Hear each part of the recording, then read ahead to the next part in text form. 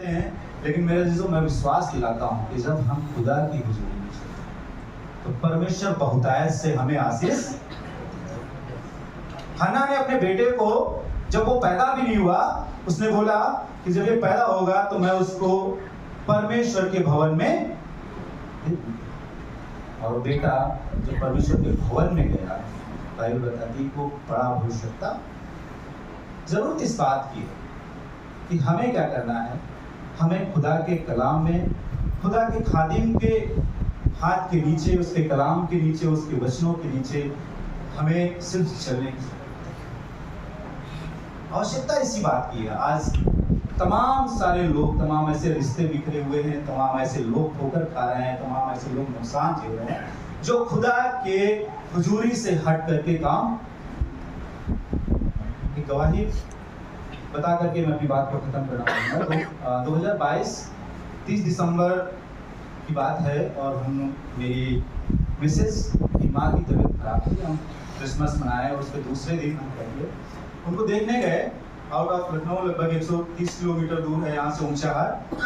और जिस सुबह वहाँ से निकलने वाले थे, उस समय जब हम लोग गए थे तो मेरी पत्नी को 7 माह का बच्चा पेट में था। और जब सुबह हम निकलने वाले हुए तो 3 बजे के आसपास मेरी पत्नी को पेन हुआ। मेरी वाइफ बोली मुझे बहुत तकलीफ हो रही है। और हम, क्योंकि वो गांव एरिया है, वहाँ लोकल डॉक्टर्स बस थोड़ा सा बोले 9 बजे आना, अभी तो कुछ पेन नहीं हुआ है। हम 9 बजे एक डॉक्टर के पास गए। उन्होंने कहा भैया इसको आप क्या करो, किसी अच्छे अस्पताल में ले जाओ, ये हमारे समझ से बाहर। 7वां महीना चल रहा था और जब हम उसे रायबरेली लेकर के आए तो डॉक्टर ने बोला कि इसका तो ऑपरेशन करना पड़ेगा, अदरवाइज ये बच्चा खत्म हो जाएगा या फिर एक अनजान शहर था। बहुत अच्छे से मैं उस शहर को नहीं जानता था, लेकिन एक विश्वास था मन में, खुदा है वो उपाय करेगा। उन्होंने बोला ठीक है भैया आप ऑपरेशन कीजिए। कोई मेरे आसपास नहीं था, सिर्फ मेरी इल्वा थी जो बहुत वृद्ध थी, उनको भी बहुत कुछ मालूम। बेबी हुआ और वो मुझे मिला भी नहीं ऑपरेशन से। जब डॉक्टर बाहर आए तो उन्होंने बोला आप NICU चले आइए, NICU में चले आइए, वहाँ बेटा आपका, वो बच्चा आपका पहुँचा दिया गया। मैं दौड़ते भागते वहाँ पर गया और जब टीटी मारी तो उन्होंने बोला कि भैया हम आपके बेटे को बचा नहीं पाएंगे, चाहे तो आप इसे घर ले जाइए, चाहे तो आप ये। मैं मनी मन दुआ करने लगा, खुदा मुझे तो अभी मिला नहीं, मैंने तो अपने हाथ में लिया। मेरा विश्वास है ये जीवित। हमने कहा भैया आप एडमिट कर लीजिए, हम देखते हैं क्या। उसको एडमिट किया गया।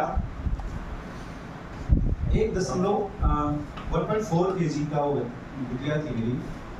और यहाँ से जैसे आपका आगे वाला गेट है, इतनी दूर वो ICU में रखी रहती थी, दूर से दिखाई देता था कि भैया वो 10 नंबर बेड पे आपका बच्चा है।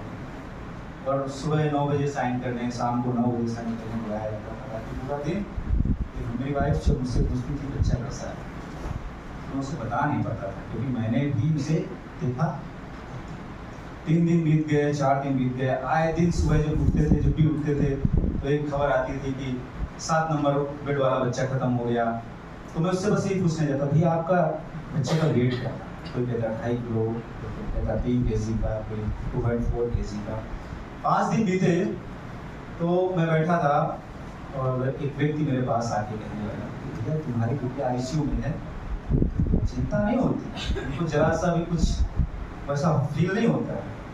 हमने कहा मैं चिंता क्यों करूँ, मेरा चिंता करने वाला वो खुदा है। और जब उसने मुझे दिया ही नहीं है तो मैं उसके विषय में क्या सोचूं, अगर उसको देना होगा तो मुझे देगा। वैसे जो आप यकीन नहीं मानेंगे, जिस बच्चे को लोग कह रहे थे बच्चे के लिए, आज वो उसका 3रा बर्थडे हम लोग इसी 30 दिसंबर को मनाने जाएंगे। और आपको बताऊं एकदम खुश है। इस बात की है कि खुदा के वचन खादिम के हाथ के नीचे, बाइबल बताती है वजह से 84 में लिखा हुआ है कि यहोवा की वेदी पर दौराया ने अपना बसेरा और सूबा बेनी ने अपना घोंसला। अच्छी भी जानते हैं कि मुझे सुरक्षा कहाँ मिलेगी। हमसे बेहतर हुआ तो क्यों ना हम अपने बच्चों को, अपने आप को उस खुदा के